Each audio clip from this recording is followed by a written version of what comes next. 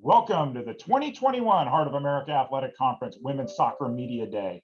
I am Erik Bergrud, color commentator for the Kansas City Comets of the Major Arena Soccer League. Today, we are joined by William Penn University head women's soccer coach, Andy Commins. Coach, how are you doing today? I am doing fantastic. How about yourself, Erik? I'm doing great, thanks. Coach, you're heading into your first year with the Statesmen. Talk to us a little bit how excited you are to get started with your new team. Yeah, this has been a really great first week and a half here, going into our second week of preseason.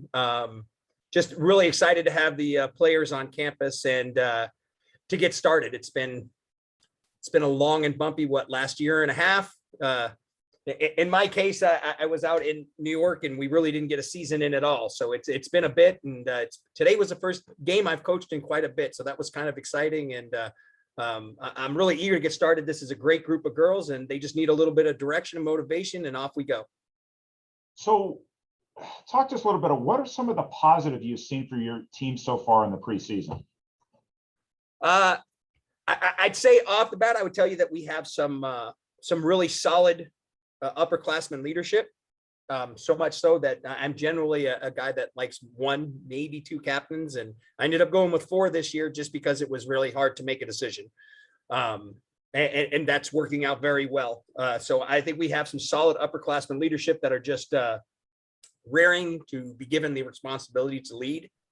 And so that's worked out. And we've got a really big and exciting freshman class that came in this year.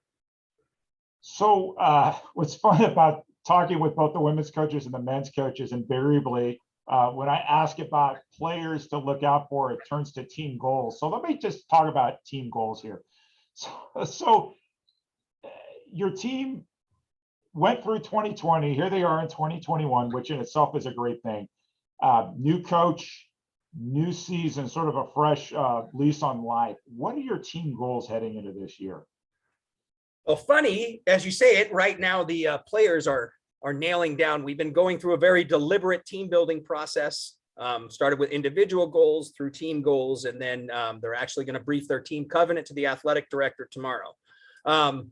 Me personally, for the team, my number one goal is kind of reestablishing the culture here, to get it on a positive note moving forward. So this was a place that the girls genuinely love to be at. They love each other. And then, that's going to help on the field. It's going to help with recruiting and everything else. In terms of soccer play and stuff, I, as trite as it sounds, I want them to loosen up a little bit and start to enjoy their soccer again. I think if we do that with a little bit of discipline and a little bit of organization, we can add 3 or 4 wins onto last year's schedule easily. So the dominant theme in all these interviews is how competitive the Heart is. So from a perspective coming in as a first-year coach, tell us what you think about the Heart in terms of what that means for your team, but also just the level that this brings to the NAIA. Well, to be fair, I was an assistant with Bency at Grandview rather for about 3 or 4 years. So I have a pretty decent knowledge of the Heart coming in. That's I guess the positive and the negatives of the Heart, right?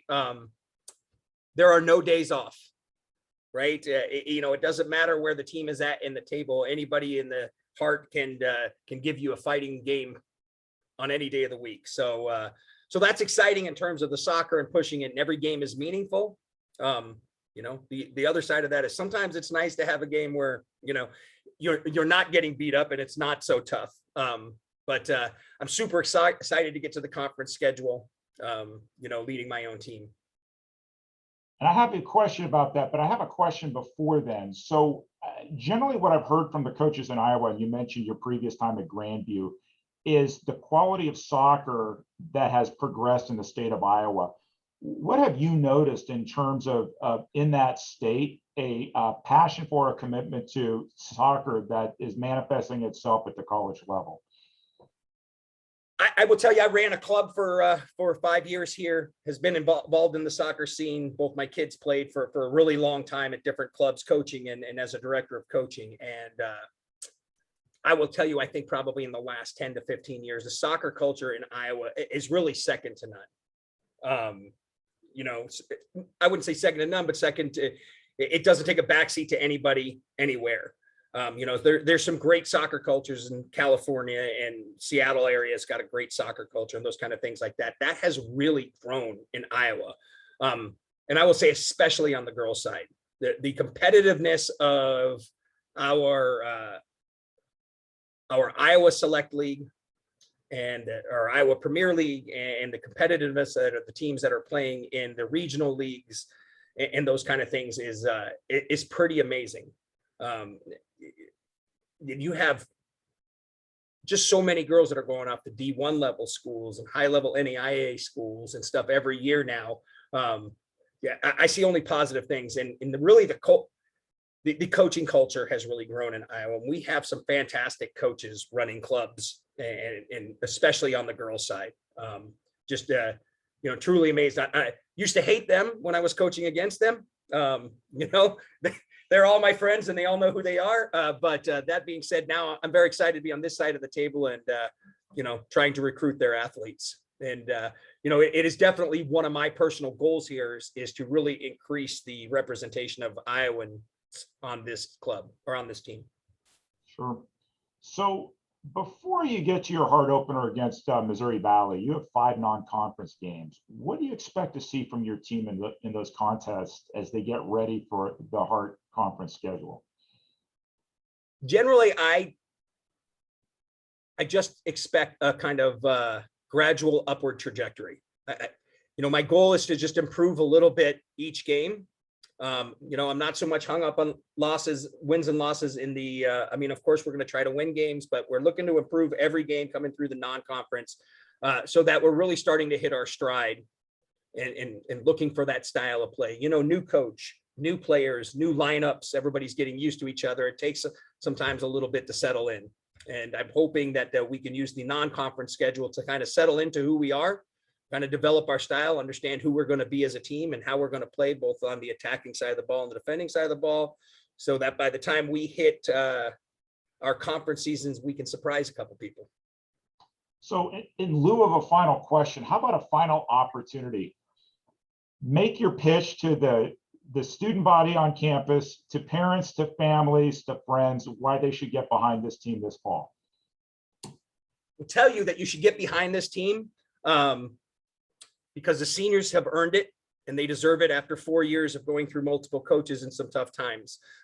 They've stuck with the program, and it's really largely because of their willingness to stick to it that we're at where we're at today, and we have this opportunity to move forward. So support them. But these girls have come in and, you know, and had no reason to buy in like they've bought in, and they have worked their butts off for the last week and a half, and I expect will continue to do so.